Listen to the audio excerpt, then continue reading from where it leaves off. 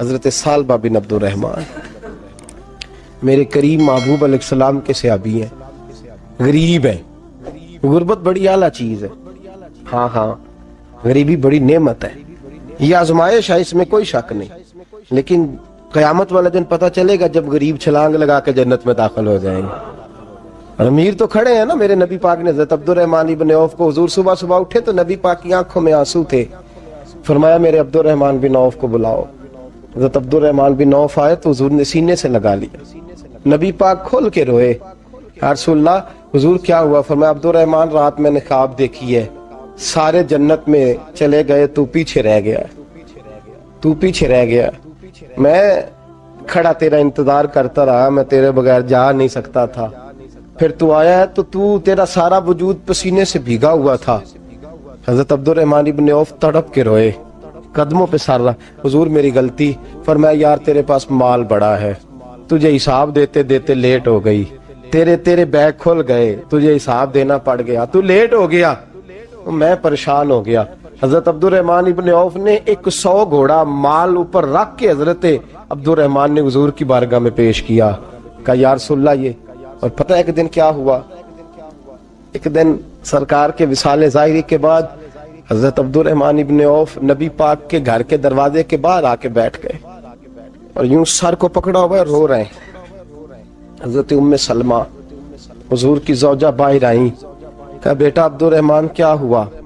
جب پوچھا کیا ہوا تو اور کھول کے روئے، کہا کیوں روتا ہے؟ کہا اماں جی جب تک میرے محبوب حیات ظاہری میں تھے مجھے بتاتے تھے یہ مال نہ کما، یہ کم، میں حضور سے بات کرتا تھا تو حضور روک دیتے تھے، اب مجھے ظاہراً بتانے والا کوئی نہیں، مال کے ڈھیر لگ گئے ہیں، آج حساب کرنے بیٹھا ہوں تو حساب نہیں ہو رہا، سوچتا ہوں اگر میں پھنس گیا تو مجھے کون اس سے بچائے گا؟ آپ محبوب کی زوجہ ہے، میری ماں ہے، میں آپ کے پاس آیا ہوں، اماں جی مجھے بتائیں میں کیا کروں؟ تو حضرت ام سلمہ بھی رو پڑی، کہنے لگے محبوب تھے، میں کہاں ان کی ترجمانی کر سکتی، میں نبی پاک کی ترجمانی کیسے کروں؟ کہا اماں جی خدا واسطے مجھے کوئی حکم دے دیں، مجھے لگتا ہے عبد الرحمن برباد ہو جائے گا، ہلاک ہو جائے گا، خدا رہا مجھے کچھ بتا دیں، اتنا سارا مال ہے میں کہاں اس کا حساب دوں گا، مہربانی فرمائیں، یہ تجارتیں میرے گلے پڑ رہی ہیں۔ حضرت ام سلمہ کی جب منت کی تو فرمانے لگی جا بیٹے آدھا خیرات کر دے۔ کتنا؟ 2.5% نہیں، کتنے فیصد ہے؟ 50%، 50%۔ حضرت عبد الرحمن ابن عوف گئے اور 50% خیرات کر کے کہنے لگے اماں میں نے 50% دے دیے، میں بچ جاؤں گا نا، میں بچ جاؤں گا، میں دے آیا ہوں آدھا۔ تو حضرت ام سلمہ فرمانے لگی میں نبی پاک کی بارگاہ میں سفارش کروں گی تیری، اور نبی پاک اللہ کی بارگاہ میں سفارش کرے صلی اللہ علیہ وسلم۔ حضرت سالبہ بن عبد الرحمن، حضور دعا کر دیں، غریبی ہے، میرے نبی پاک نے فرمایا تجھی اس حال میں ہے بہتر ہے، کرتے ہیں حضور نہیں دعا کر دیں، فرمایا تجھی اس حال میں ہے، تیسری دفعہ پھر آ گئے، حضور نے دعا کر دی، 4 بکریاں تھیں، چند مہینے گزرے، کچھ تجارت شروع کی، چھوٹے موٹا لین دین شروع کیا تو 40 ہو گئیں، کچھ وقت اور گزرا تو ریوڑ بن گیا، پھر گائیں بھی آ گئیں، پھر اونٹ بھی آ گئے، پھر لائنیں لگ گئی، پھر ہر وقت حضور کے قریب بیٹھنے کو دل کرتا تھا، اب لین دین کے معاملات تھے، اب ذرا طبیعت تھوڑی پیچھے ہٹنے لگی، تھوڑا دل پیچھے ہٹنے لگا، پہلے 5 نمازیں مسجد میں، پھر زور اثر کی چھٹی، میری طرف دیکھو اور دیکھو میں کیا عرض کر رہا ہوں، پھر زور اثر گئی، پھر کچھ وقت گزرا تو مغرب بھی گئی، پھر اتنی بڑی حویلی کوئی نہیں، پھر باہر جا کے مدینے سے ڈیرا لگا لیا، جمعے کے جمعے آتے، زکوٰۃ کا حکم آ گیا 2 ہجری میں، حضرت ابو ہریرہ رضی اللہ تعالیٰ عنہ امیر زکوٰۃ مقرر ہوئے، 5 اونٹوں پر 1 بکری، یہ زکوٰۃ ٹھہری۔ اب جب گئے نا اونٹ گنے اور بکریاں گننے لگے، اوہو 1 کروڑ پہ 2.5 لاکھ، کس نے دیا تھا؟ دعا کس نے فرمائی؟ اوہو اتنا، میرے پیسے بینک سے میسج آ جائے گا اتنے کم ہو گئے، اوہو بڑی مصیبت بنے گی، مجھے تو خوشی ہوتی ہے جب آتے ہیں تو اب یہ والا میسج بھی چلے گا کہ اتنے مائنس ہو گئے، توبہ توبہ، پریشانی لگ گئی، بڑی طبیعت۔ انکار نہیں کیا. کہنے لگے حضور سے جا کے عرض کرنا میں خود آؤں گا، اور جہاں محبوبیت ہو وہاں اتنے لفظ بھی بے ادبی ہیں، وہاں ٹھہر جاؤ، سوچتا ہوں، سمجھتا ہوں، غور کرتا ہوں، یہ جملے بھی وہاں توہین ہوتے ہیں. محبوب ہو اور وہاں انسان سوچ سمجھ کی بات کرے، وہاں انسان، بابا بلے شاہ صاحب نے کہا عقل آخ دی چگے نو سام کے رکھ، عشق آخ دے بال کے سیکنا چاہیے. کہا جا کے کہنا میں آؤں گا. سب کی زکوٰۃ لے آئے، در رسول پہ آئے. حضور نے فرمایا پہلے سالبہ کی بات بتاؤ. پتہ تھا نا پہلے سال. حضور اس نے کہا تھا میں آؤں گا. حضرت ابو ہریرہ کہتے ہیں نبی پاک نے ٹھنڈی آہ بھری، آہ ٹھنڈی. فرمایا ہلاک ہو گیا. اس کو کہا تھا نہ اس چکر میں پڑ، ہلاک ہو گیا. ہلاک. حضرت ابو ہریرہ فرماتے ہیں دو باریک باریک آنسوؤں کے قطرے بھی میں نے محبوب کی آنکھوں میں دیکھے. اپنا ہے نا تو دکھ ہوا یار، میرا اپنا تھا، ہلاک ہی ہو گیا ہے، کدھر چلا گیا ہے.